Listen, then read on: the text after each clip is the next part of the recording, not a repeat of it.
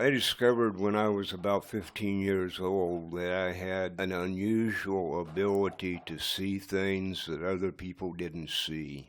I could see what lie in their future as well as the things that would lie in my future. And as I grew older and started talking about this with my friends, most of them it scared so bad that they would just drift away and we would no longer be in contact with each other.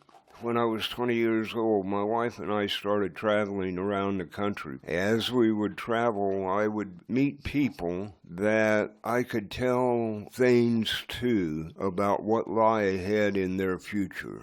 I told a friend that he should not do what he was getting prepared to do. He owned an air freight business in Washington, D.C., and was getting ready to move the Shah of Iran's wealth out of Iran. It took 747s full of gold and treasure to be moved out of the country. He ended up dying about a year later under somewhat suspicious conditions.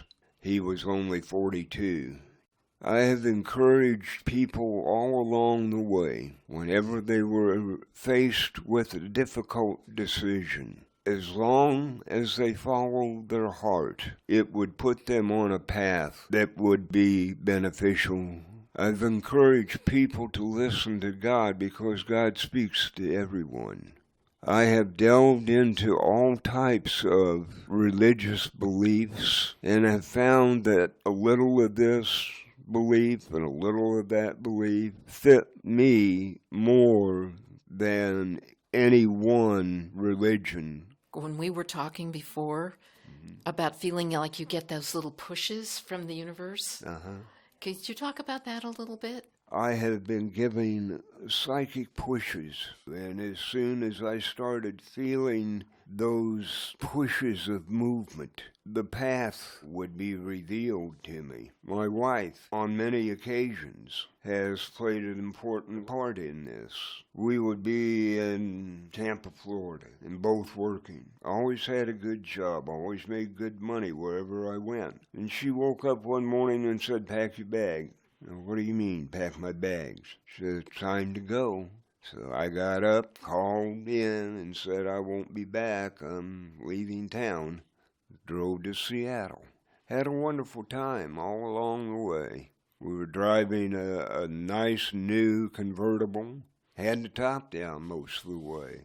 And we were on a vacation. But as soon as we got to Seattle, it was time to go to work.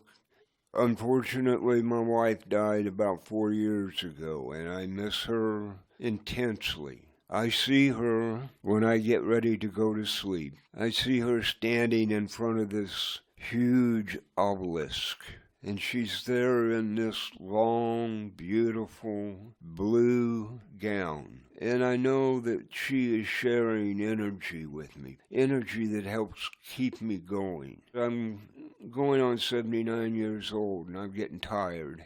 Before I came to Seattle about 4 months ago, I was in Hawaii. Hawaii is a dream lover's paradise. But without my wife there, that energy wasn't being made available to me. So I'm sitting on a bench on Kauai one night. It's pouring down rain. And two guys pulled up, got out, and stuck a gun in my face and said, "Give it up." So I had reached in my pocket and give them money. But because I had been told, don't keep your money all together in one pocket, I had the majority of my money in another pocket. So they only got a little bit, and God made sure I had a lot left.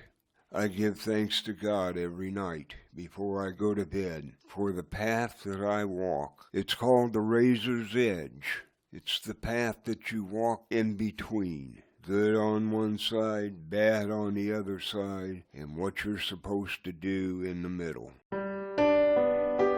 So I have walked the razor's edge ever since I've been 15 years old.